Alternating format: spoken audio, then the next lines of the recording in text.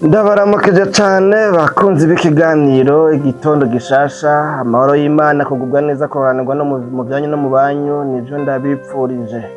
Ni jewe Janvier Imana irambona nongeye kugaruka muri kino kiganiro cacu twama dusangira ijambo ryo mu gatondo mu ntumbero yo kwipfurizanya igitondo gishasha uko Imana iba yatuzigamye ikaturenganya ijoro ribamwo vyinshi intambara impfu abagira ibyago bitandukanye abibwa n'abagira izindi ngorane zitandukanye ariko Imana ikatuzigamye ikatugirira neza. Rero biba bikwiye ko dushima Imana ariko mugabo kandi tugatekererana tugahana ijambo novuga ngo ni ijambo ryo kuzirikana ko ni ijambo ry'umunsi. Mfise ijambo ngomba ko dusoma mu gitabo c'amazaburi indirimbo abisirayeli bagiye baririmba muri kahise k'ihanga ryabo. Ni indirimbo rero y'119 niko twata tuvuga kumbure ku gitero canke se ku kaverse k'105 havuga ngo ijambo ryawe ni itara rimurikira ibirenge vyanje n'umuco umurikira mu nzira yanje. Imana yacu nihimbazwa. Hano imbere nasomye amajambo avuga ngo nabitse ijambo ryawe mu mutima wanje kugira ngo noye kugucumurako. Aha rero aya majambo dusomye muri ino ndirimbo nkuko nababwiye ko zari indirimbo abisirayeli bagiye bararirimba buri kahise kabo ihanga ryabo. Usomye mbere muri ziriya zaburi hafi z'120 ingahe na 130 120 na zingahe n'indwi gutyoyi tuhasanga izo bita ngo ni zaburi zo mwiduga. Ni amazaburi atangurana kumbure novuga ngo na zaburi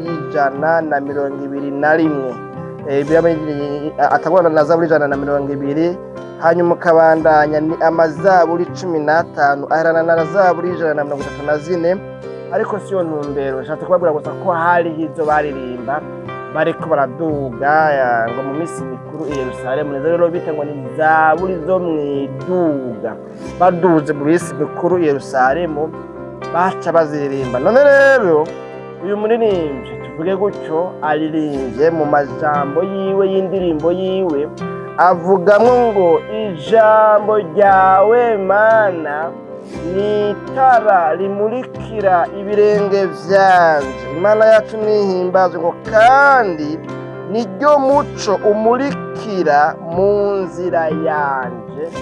Imana yacu nihimbazwe. Bene data bakunzi ba kino kiganiro igitondo gishasha nano majambo nipfuza kubatekerera nanje nongera ndayitekerera.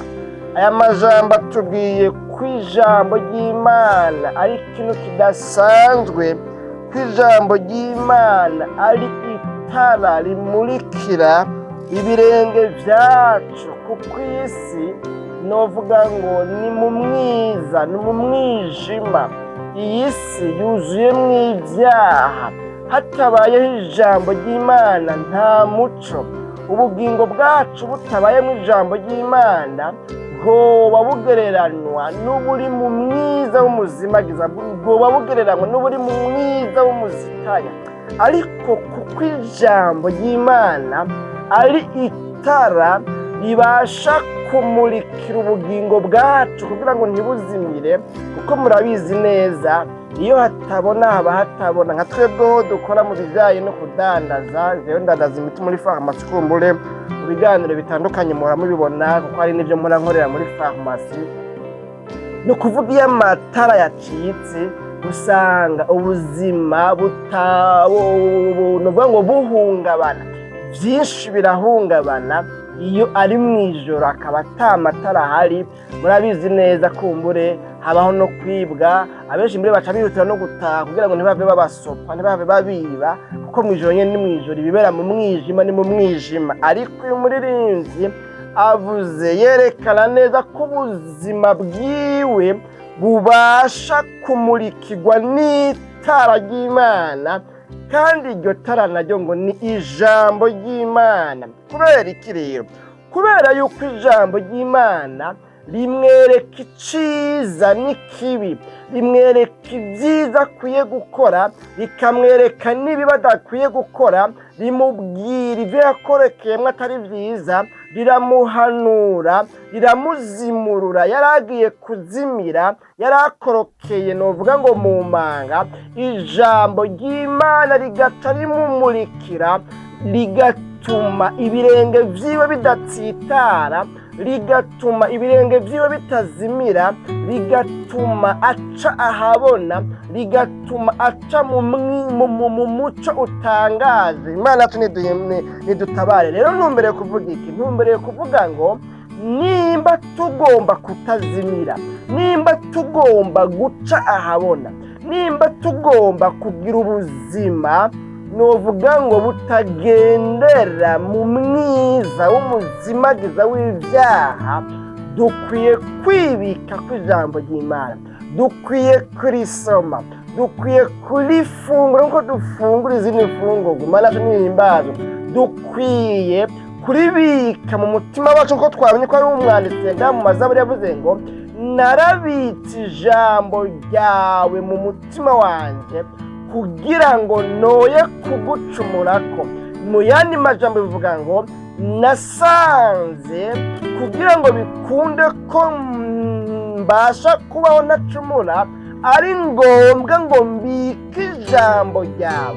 Kubika ijambo ryawe gutuma mbasha kubaho ntacumura. Kubika ijambo ryawe gutuma mbaho ubuzima bugororotse.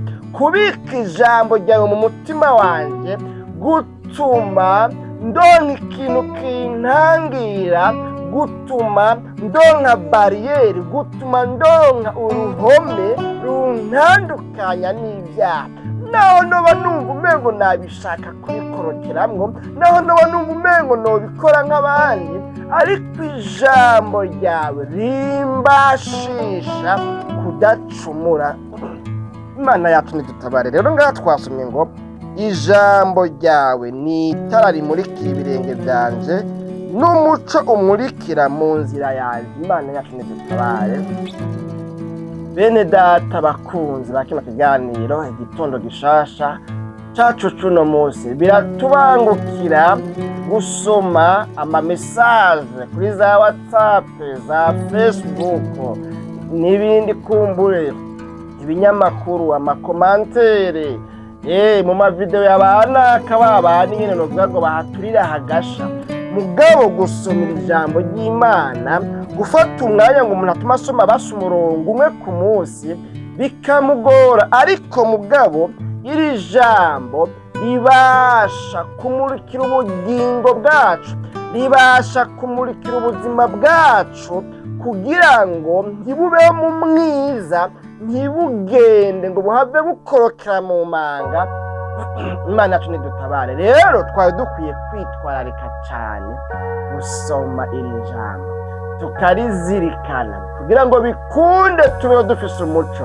Mu yandi majambo byumvikana yuko udafise ijambo ry'Imana ntafise umuco w'ubugingo bwiwe, kandi uyo kuzimira no gukorokera mu manga ni ngombwa.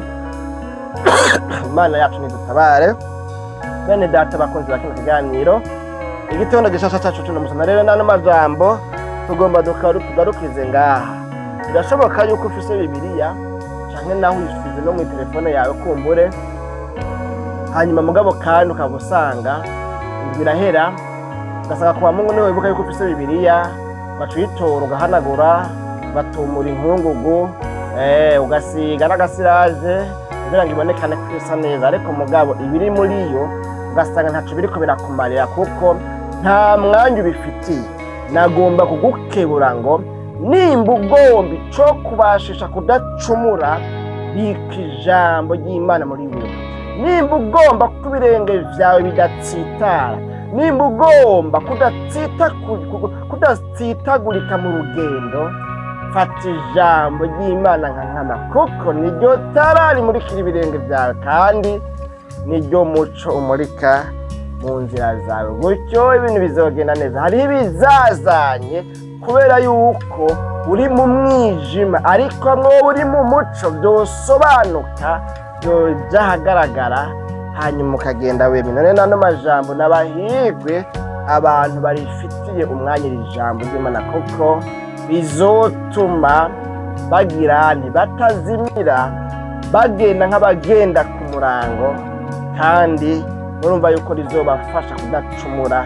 Imana yacu nidutabara, ariko n'abahombe abatarifitiye umwanya, kuko nyine murabyumva yuko tous avantage umuntu ashobora kuronka muri iryo jambo bo bazozihomba. Imana yacu nidutabara, ariko Imana igomba ko ijambo ry'Imana riba muri wewe rigwiriye. Uyu munsi rero wihe devoir à domicile, wihe novuga ngo ingingo ngenderwako, ufata ingingo yo kuzurarondera akanya na gatoya kugira ngo ijambo ry'Imana urondere umwanya wo kurisoma no kurinyerida no kurizirikana ko bizogufasha. Dusenga Imana naho ubutaha mu kiganiro igitondo gishasha cy'ubutaha. Mwami w'abami Yesu, tugushimiye cyane ku bwana amajambo twumvise, atubwiye ko ijambo ryawe ribasha kumurikira ibirenge byacu ngo ntibitsitare, kandi ko ribasha kutubashisha kubaho ubuzima butagira n'ibyaha.